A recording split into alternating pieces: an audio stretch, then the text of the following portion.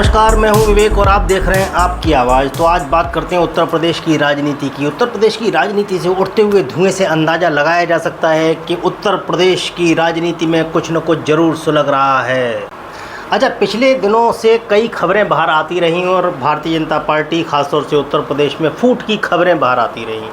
बहुत सारे कयास लगाए जाते रहे, तरह तरह की अटकलें लगाई जाती रहीं और ख़ास तौर से 2024 के चुनाव के बाद उत्तर प्रदेश में 2024 में भारतीय जनता पार्टी का जो प्रदर्शन रहा है उसने इन खबरों को और बल दिया। तो आज बात करेंगे इन्हीं सारी चीज़ों पर और ख़ास तौर से कि आने वाले समय में 2027 में उत्तर प्रदेश में जो चुनाव है उसमें अखिलेश यादव क्या इस बार बाजी मार पाएंगे, क्या है वहाँ के समीकरण और जो खबरें अंदर से आ रही हैं उनमें क्या है सच्चाई, इसकी करते हैं एक पड़ताल।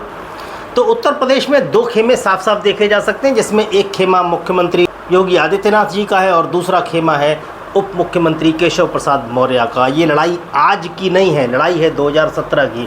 2017 में केशव प्रसाद मौर्य के चेहरे को आगे रख करके भारतीय जनता पार्टी ने चुनाव लड़ा, सबको पता है उसके बाद क्या हुआ।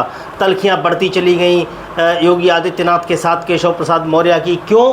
क्योंकि उत्तर प्रदेश में केशव प्रसाद मौर्य के सपनों को चकनाचूर करते हुए योगी आदित्यनाथ बन बैठे मुख्यमंत्री, जबकि कयास ये लगाए जा रहे थे और लगभग सारी तैयारियां थीं क्योंकि उसी चेहरे पर चुनाव लड़ा गया था। और पहली बार केशव प्रसाद मौर्य के नेतृत्व में उत्तर प्रदेश में जब भारतीय जनता पार्टी ने चुनाव लड़ा तो उनको भारी बहुमत से विजय मिली, बहुत सारी सीटों पर बड़े बड़े मार्जिन से चुनाव जीता।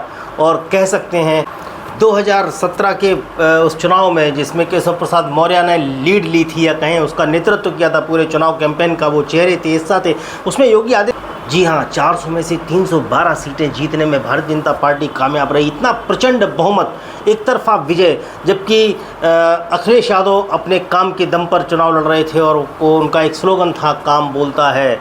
यहाँ काम एक तरफ करके लोगों ने केशव प्रसाद मौर्य के चेहरे पर मोहर लगाई और उनके नेतृत्व में सरकार बनाने के लिए 312 सीटें भारतीय जनता पार्टी को दी। लेकिन अचानक से कुछ ऐसा हुआ जिसकी किसी को कल्पना नहीं थी, ना तो भाजपा में ना उत्तर प्रदेश के लोगों में।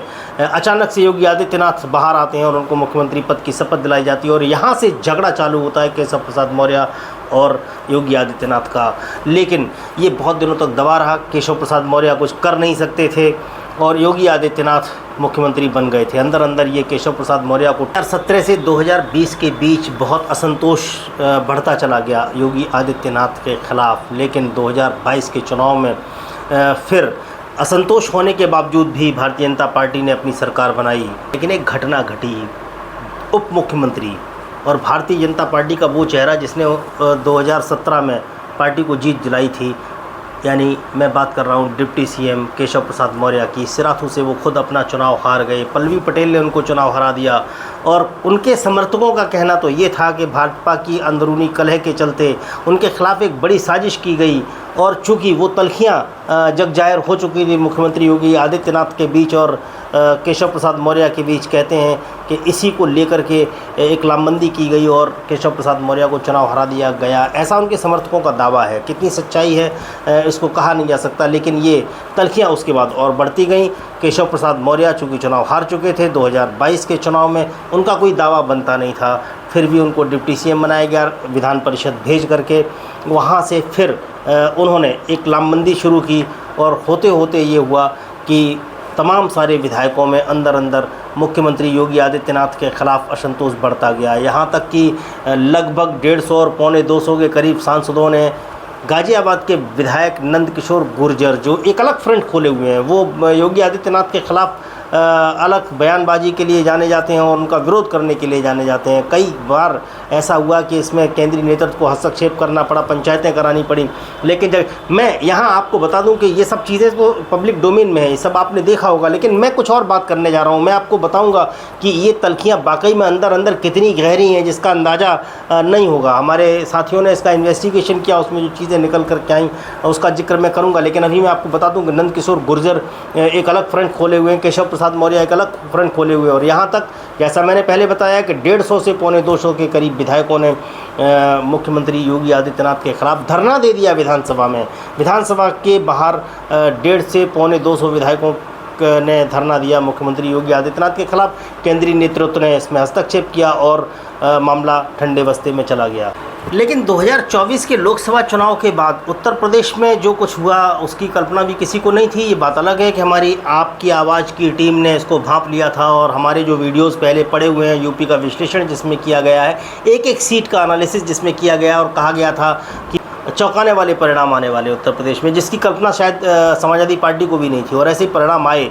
एक एक सीट का विश्लेषण किया था जिसमें कहा था कि इकरा हसन को बहुत टफ फाइट में बताया जा रहा था। हम लोगों ने कहा है कि इकरा हसन एक तरफा चुनाव जीत रही हैं। वहीं चंद्रशेखर के बारे में कहा गया कि वो लड़ाई में ही नहीं है और आज तक की टीम ने ये कहा था कि चंद्रशेखर आज़ाद बहुत मजबूत लड़ाई में है और वो चुनाव जीतने की स्थिति में हैं, क्योंकि उनके साथ दलितों का वोट और जो अल्पसंख्यक वोट है वो लामबंद होकर के। और ये भी कहा था हम लोगों ने उस वीडियो में, जो नगीना सीट पर जब हम लोग विश्लेषण कर रहे थे तब बताया था कि वहाँ माइनॉरिटी वोट न बीएसपी के साथ जा रहा है न समाजवादी पार्टी के साथ जा रहा है, एक तरफा वो जा रहा है चंद्रशेखर आज़ाद के फेवर में। और चंद्रशेखर आज़ाद वो सीट जीते जिसकी किसी को कल्पना नहीं थी। और सबसे बड़ी चीज़ देखिए जिसने पूरे देश को चौंकाया, वो सीट थी फैज़ाबाद। उसके लिए भी आपकी आवाज़ की टीम ने पहले ही दावा किया था। अपने लोकल जो भी बनाया था वहाँ नेटवर्क, उसके माध्यम से जो जानकारियाँ और जो जुटाई थी और जो भी डेटा इकट्ठा किया था, उसके आधार पर की आवाज़ की जो टीम है उसने ये घोषणा कर दी थी कि फैज़ाबाद में भी परिणाम कुछ चौंकाने वाले होने जा रहे हैं और वहां भाजपा चुनाव हार सकती है। प्रधानमंत्री की एक बड़े रोड शो के बाद भी वहां लोग वोट देने को राजी नहीं है भाजपा को और उन्होंने वहां से अवधेश प्रसाद को सांसद बनाया था। तो मैं फिर आपसे कह रहा हूं कि हम लोग वो चीज़ें निकाल के लाते हैं, शायद वो या तो मेन स्ट्रीम मीडिया उसको छिपाती है या लोगों के पास नहीं होता है। मैं आपको फिर एक चीज़ बता देता हूं कि अब ये मामला और बहुत गहराता चला जा रहा है। 2024 के लोकसभा के चुनाव के बाद तो कहा यह जा रहा है कि केंद्रीय नेतृत्व को लेकर के भी झगड़ा है कि आखिर प्रधानमंत्री नरेंद्र मोदी के बाद चेहरा कौन होगा भारतीय जनता पार्टी का, जिसमें निश्चित रूप से योगी आदित्यनाथ पूरे देश में सर्वमान्य नेता के रूप में और ख़ासतौर से बड़े हिंदू चेहरे के रूप में, हिंदुत्व के बड़े चेहरे के रूप में वो प्रतिस्थापित हुए हैं। लोग उनको मानने लगे हैं, अपना नेता और हिंदुत्व का बड़ा चेहरा मानने लगे हैं और वो भारतीय जनता पार्टी के स्टार कैंपेनर बन गए हैं। कश्मीर से लेकर के कन्याकुमारी तक हर जगह उनकी डिमांड है। लेकिन कहते ये हैं कि केंद्र में मसला कुछ और ही है। वहाँ खुद प्रधानमंत्री नरेंद्र मोदी हों या अमित शाह, उनकी खुद की महत्वाकांक्षाएं हों, वो इस रेस में बहुत आगे हो जाना चाहते हैं किसी भी तरह, इन प्रकारेण।